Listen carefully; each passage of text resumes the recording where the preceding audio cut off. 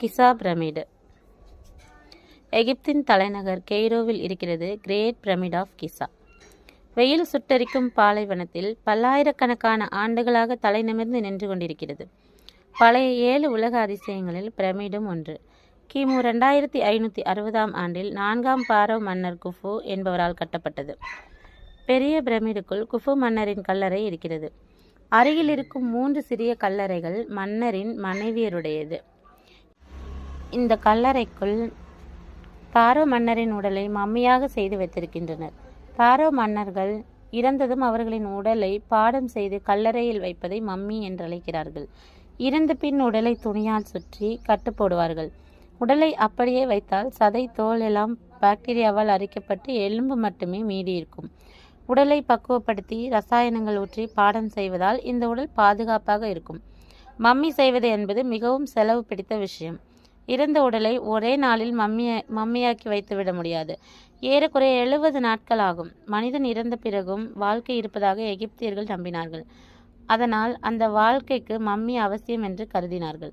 சாதாரண மக்களுக்கு மம்மி செய்வது என்பது முடியாத காரியம். அரசர்கள், அரசு குடும்பத்தைச் சேர்ந்தவர்கள், உயரதிகாரிகள், செல்வ சீமான்கள் போன்றோருக்கு மம்மி செய்வது என்பது முக்கியமாக கருதப்பட்டது.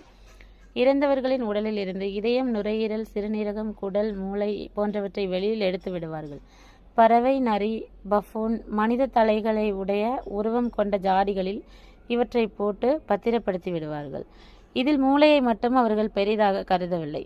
அதை தூக்கி எறிந்து விடுவார்கள். உடல் மம்மியாக பாடம் செய்த பிறகு மக்கள் கண்ணீர் அஞ்சலி செலுத்துவார்கள். மத சடங்குகள் நடைபெறும். மம்மியையும் உறுப்புகள் இருக்கும் ஜாடிகளையும் பிரமிடுக்குள் வைத்து விடுவார்கள். இத்துடன் நகைகள், பணம் போன்ற விலை உயர்ந்த பொருட்களையும் வைத்திருப்பார்கள். இறந்த பிறகு இருக்கும் வாழ்க்கைக்கு இவையெல்லாம் பயன்படும் என்று நம்பினார்கள். கிட்டத்தட்ட 3000 ஆண்டுகளுக்கு மம்மி செய்யும் வழக்கம் இருந்திருக்கிறது. மொத்தம் 70 லட்சம் மம்மிகள் செய்யப்பட்டிருக்கின்றன. இதில் நிறைய மம்மிகள் நகைகள் பணத்துக்காக திருடர்களால் தோண்டப்பட்டு பாழாகிவிட்டன. இயற்கையிலேயே ஏராளமான மம்மிகள் அழிந்து போய்விட்டன.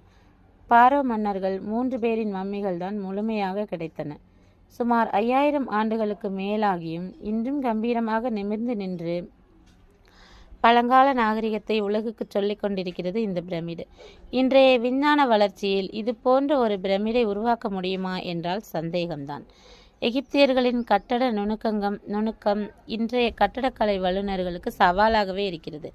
23 லட்சம் கற்களை பயன்படுத்தி இந்த பிரமிடு கட்டப்பட்டிருக்கிறது. ஒவ்வொரு கல்லும் 2 முதல் 30 டன் எடை கொண்டது. சில கற்கள் 70 டன் எடை கொண்டவை. பெரிய பிரமிடுகள் நைல் நதிக்கு அருகில்தான் கட்டப்பட்டிருக்கின்றன. பெரிய பெரிய கற்களை